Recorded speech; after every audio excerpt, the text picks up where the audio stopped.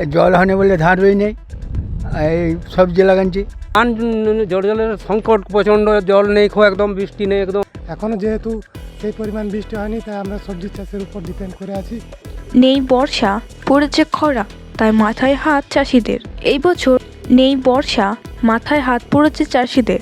পশ্চিম বর্ধমান জেলার বিভিন্ন এলাকায় বৃষ্টির অভাবে অপূরণীয় ক্ষতি হচ্ছে ধান চাষের। দুশ্চিন্তার শেষ নেই কৃষকদের। অধিকাংশ কৃষকই বৃষ্টির অভাবে এখনো ধানের চারা রোপণ করতে পারছে না। তাই ধান চাষের আশা বাদ দিয়ে আগাম সবজি রোপণ শুরু করতে দেখা যাচ্ছে অনেককে। এতে উৎকণ্ঠায় সবাই। সেভাবে বৃষ্টির দেখা নেই।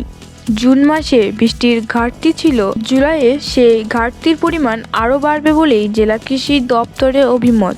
জেলার অধিকাংশ ব্লকে চাষিরা কার্যত হাত গুটিয়ে বসে আছেন, চেয়ে আছেন আকাশের দিকে, কখনো বৃষ্টি আসবে। দু এক জায়গায় কৃষকরা জল দিয়ে কৃষিকাজ শুরু করেছেন। ধান চাষের জন্য বিপুল পরিমাণে জলের প্রয়োজন। চাষিরা নির্ভর করে থাকে বর্ষার জলের জন্য, কিন্তু এই বছর দেখা নেই বর্ষার। ধান চাষ হয়নি বলে জানিয়েছে চাষিরা। পশ্চিম বর্ধমান জেলার শিল্পাঞ্চল শহর রানীগঞ্জ ব্লকের নুপুর গ্রামে অবস্থা প্রায় একই। কৃষকরা জানান, যেভাবে প্রকৃতি দুর্যোগ বেড়ে গেছে তাতে আমাদের মাথায় হাত একেবারেই পড়ে গেছে। ধান চাষ না করতে পারলে চাষিরা হার মানেনি তাদের কর্ম নিয়ে। তাই সেই চাষিরা ধানের জমিতেই শুরু করেছেন সবজি উৎপাদনের কাজ। তারা জানায়, যেরকমভাবেই হোক তাদের পেট তো চালাতেই হবে। তাই এই সিদ্ধান্ত চাষিদের, এমনটাই জানালেন নুপুর গ্রামের ক্ষেত মজুর। কি অসুবিধা হচ্ছে তাছাড়া ধান চাষ? এখন ধান চাষের জন্য যে পর্যাপ্ত পরিমাণ বৃষ্টির প্রয়োজন হয়, সেই পর্যাপ্ত পরিমাণ বৃষ্টি এবছর নেই। এখনও পর্যন্ত আমাদের গ্রামে দিন 15 সময় আছে। যদি সেই পরিমাণ বৃষ্টি হয় তাহলে ধান চাষ হবে। এখনও যেহেতু সেই পরিমাণ বৃষ্টি হয়নি, তাই আমরা সবজি চাষের উপর ডিপেন্ড করে আছি।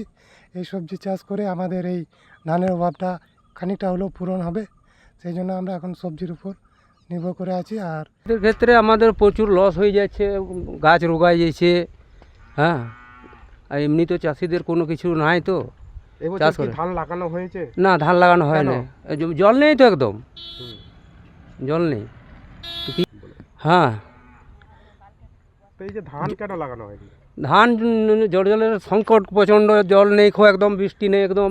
হ্যাঁ, এই ব্যুরো রিপোর্ট, অ্যাক্টিভিস্ট বাংলা।